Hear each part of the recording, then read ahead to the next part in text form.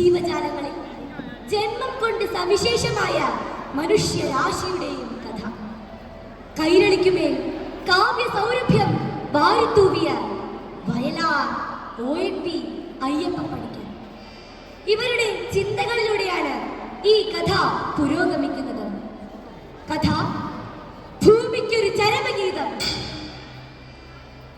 എല്ലാവർക്കും അമ്മയായ ഭൂമി സമസ്ത ജീവജാലങ്ങൾക്കും ജന്മമേകി അന്നവും കുടിനീരും നൽകി സംരക്ഷിച്ചു പോരുന്ന ഭൂമി അവശയായി ആസന്നമൃതയായി ഇതാ പോകുന്നു സൗരമണ്ഡല പെരുവഴിയിലൂടെ. മരണത്തിലേക്കുള്ള ഈ യാത്രയിൽ അമ്മ ഒറ്റയ്ക്കല്ല, കൂടെ നാം എല്ലാവരുമുണ്ട്. ഇനിയും മരിക്കാത്ത ഭൂമി നിന്നാസന്നമൃതിയിൽ നിനക്കാത്മശാന്തി. ഇതു നിന്റെ എന്റെയും ചരമ ശുശ്രൂഷയ്ക്ക് ഹൃദയത്തിലിന്നേ കുറിച്ച ഗീതം, ഹൃദയത്തിലിന്നേ കുറിച്ച ഗീതം. അമ്മയ്ക്ക് ഈ കൊലക്കളം ഒരുക്കിയത് ആരാണെന്നറിയാമോ? നമ്മൾ മക്കൾ. വിധിവൈപരീത്യം അല്ലേ? സമ്പുഷ്ടമായ ഒരു ഗതകാലം ഉണ്ടായിരുന്നു ഭൂമി മാതാവിന്. സൂര്യന്റെ ഓമന പുത്രിയായി പിറന്ന് താരുണ്യത്തിന്റെ പ്രശാന്ത സുന്ദരമായ അവസ്ഥയിൽ കഴിഞ്ഞിരുന്ന കാലം. പ്രപഞ്ച ഗോപുരവാതിൽ തുറന്നു പണ്ടു മനുഷ്യൻ വന്നു. ആദിലാകാശങ്ങളിൽ നിന്നൊരു നാദതരംഗം പോലെ മനുഷ്യനും പ്രകൃതിയും ഒന്നായിരുന്ന കാലം. തരുണിയായ ഭൂമി മനുഷ്യന്റെ തലോടലേറ്റ് പൂത്ത് പുഷ്പിണിയായി. ഭൂമിക്കെന്നു മനുഷ്യൻ നൽകി പൂവുകൾ രോമാഞ്ചങ്ങൾ. കാമുകരായി സന്ധ്യകൾ കാറ്റൊരു പ്രേമനായകനായി. ശാരദമേഘം ചാമരമായി, ചന്ദ്രിക ചന്ദനമായി. വാർമഴവില്ലിൻ വർണ്ണപ്പുടവകൾ വാരിയെടുത്തു ഭൂമി. കാലാന്തരത്തിൽ മനുഷ്യൻ രണ്ട് വിഭാഗം ഉരുത്തിരിഞ്ഞു. പ്രകൃതിയുടെ സംഗീതം സിരകളിൽ ആവാഹിച്ച് ആ മാസ്മര ലഹരിയിൽ അഭിരമിക്കുന്ന ഒരു വിഭാഗം. എന്നാൽ പ്രകൃതിയുടെ ഉദാത്ത സൃഷ്ടികൾ നശിപ്പിക്കുന്ന മറ്റൊരു വിഭാഗം. യുഗങ്ങൾക്ക് മുമ്പേ ഈ രണ്ട് വിഭാഗങ്ങൾ തമ്മിൽ സംഘർഷങ്ങൾ ഉടലെടുത്തു. ത്രേതായുഗത്തിലെ ഒരു സായം സന്ധ്യ. സന്ധ്യയുടെ സൗന്ദര്യം പകർന്ന് ആ വനസ്ഥലിയിലൂടെ അതാ മന്ദം മന്ദം ഒരു മനുഷ്യൻ നടന്നു വരും. ആരാണത്? നീണ്ട താടിയും ദീപ്ത നയനങ്ങളുമായി ഒരു താപസൻ, വാത്മീകി, ചിരതപസ്വിയായ വാത്മീകി. കൂടെ ശിഷ്യൻ ഭാരദ്വാജനുമുണ്ട്. ആരിൻ തീരത്തെ സന്ധ്യതന്തിരി ചാരിൽ കൽപ്പന നിന്നു നിശ്ചലം ആദി മഹാകവി നിന്നു താപസൻ വാത്മീകി. ഭരദ്വാജ, നീ കണ്ടോ ആ മരക്കൊമ്പിൽ രണ്ടു ക്രൗഞ്ച പക്ഷികൾ? എന്തൊരാനന്ദമാണവയ്ക്ക്! ആ കാഴ്ച നമ്മുടെ മനസ്സിനെ പുളകിതമാക്കുന്നു. ആചാര്യ, അങ്ങ് പറയുന്നത് ശരിയാണ്. തമ്മിൽ കൊക്കും ചിറകുമുരുമ്മി, തമ്മിൽ സ്വപ്നങ്ങൾ കൈമാറി. അവയങ്ങനെ സ്വയം മറന്നിരിക്കുകയാണ്. പക്ഷേ വാത്മീകിയുടെ കാഴ്ചയ്ക്കപ്പുറത്ത് ക്രൂരമായ ഒരു രംഗത്തിന് അരങ്ങൊരുങ്ങുകയായിരുന്നു. നിന്നു നിശ്ചലം വില്ലും കുലച്ചുകൊണ്ടങ്ങും കാട്ടിലെ കാട്ടാളൻ. വേട്ടയ്ക്കെത്തി വിശന്നു തളർന്നയാൾ കാട്ടമ്പു നെയ്തു ദൂരത്തിൽ. അമ്പു പറന്നു ചെന്ന് പെൺപക്ഷിയുടെ ശരീരത്തിൽ തുളഞ്ഞു കയറി മണ്ണിൽ വീണ് ജീവന് വേണ്ടി പിടയുകയാണ് ആ പാവം പക്ഷി. വാത്മീകിക്ക് സഹിച്ചില്ല. പൊന്നിട കിളികളിലൊന്നിനെ കൂരം പെയ്തു വന്ന ആ വേടിനെ നോക്കി അദ്ദേഹം ആജ്ഞാപിച്ചു,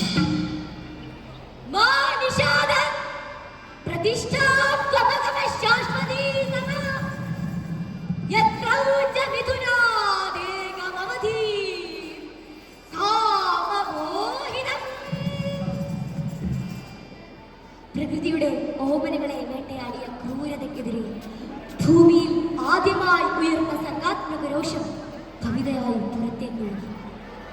കാലം മുന്നോട്ട് പോയി. ഭൂമിയുടെ മേലുള്ള മനുഷ്യരുടെ അതിക്രമങ്ങൾ കൂടി വന്നു. ക്ഷമയാ ധരിത്രി എന്നാണല്ലോ അമ്മ എല്ലാം ക്ഷമിച്ചു. പക്ഷേ ഹരിതമൃതു കഞ്ചുകം തെല്ലൊന്നു നീക്കി നീ അരുളിയ മുലപ്പാൽ കുടിച്ചു തെഴുത്തവൻ ഒരു ദാഹമുണ്ടായി ദുഃഖത്തെ ദാഹം തിരുഹൃദയ രക്തം കുടിക്കാൻ. ഒടുങ്ങാത്ത ദാഹം അമ്മയുടെ ഹൃദയരക്തം കുടിക്കാൻ. അതിനായി അവർ കാടുകൾ വെട്ടിത്തെളിച്ചു, കുന്നുകൾ ഇടിച്ചു കണ്ടുപോയി, കൃഷിഭൂമി നികത്തി മണിമാളികകൾ പണിതു. ഭൂമി മാതാവിന്റെ ആർത്തനാദം കേട്ട് ഒരു സംഘം ആളുകൾ അവിടേക്ക് ഓടിയെത്തി. അരുതേ, അരുതേ, കുന്നുകൾ ഇടിക്കരുതേ.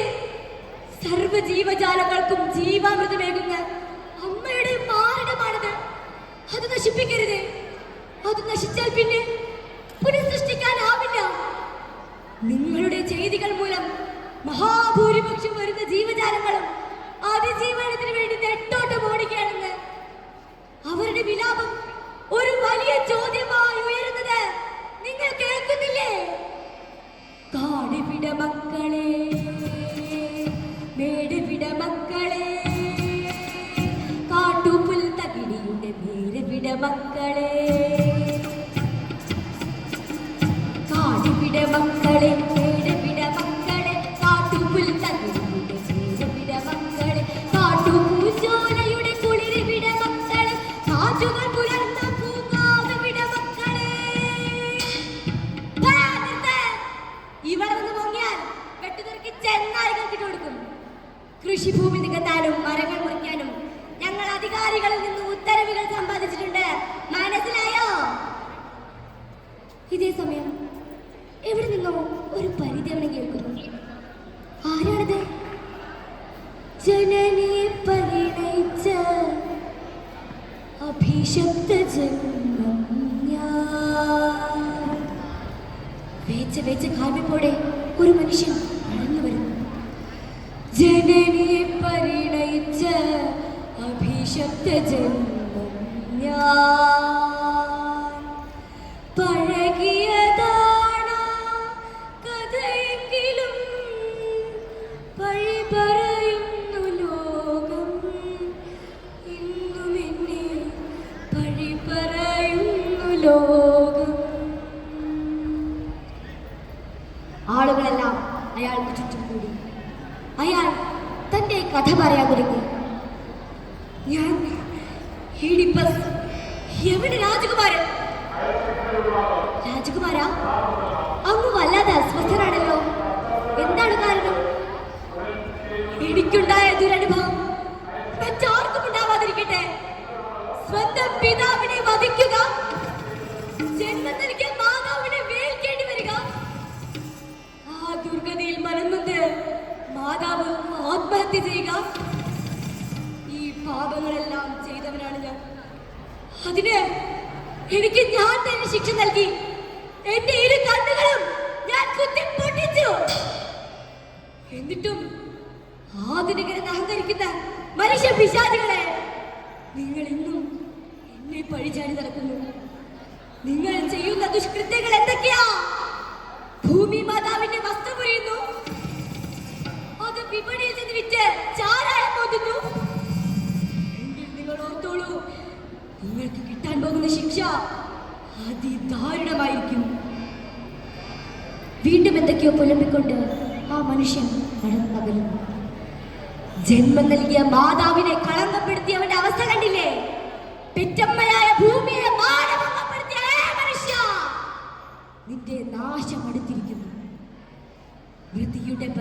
കാക്ക കൊത്തി മുണ്ടിത ശിരസ്കയാൾ ഭ്രഷ്ടയാ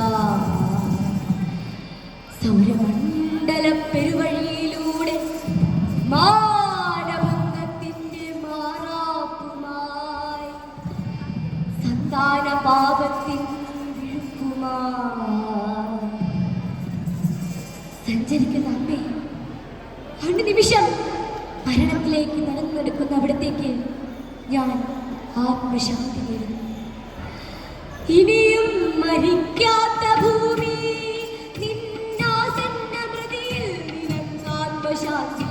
ഇതു നിന്റെയും ചരമശുശ്രൂഷ ഹൃദയത്തിലിന്നെ കുറിച്ച ഗീതം, ഹൃദയത്തിലിന്നെ കുറിച്ച ഗീതം, ഹൃദയത്തിലിന്നെ കുറിച്ച ഗീതം. നന്ദി.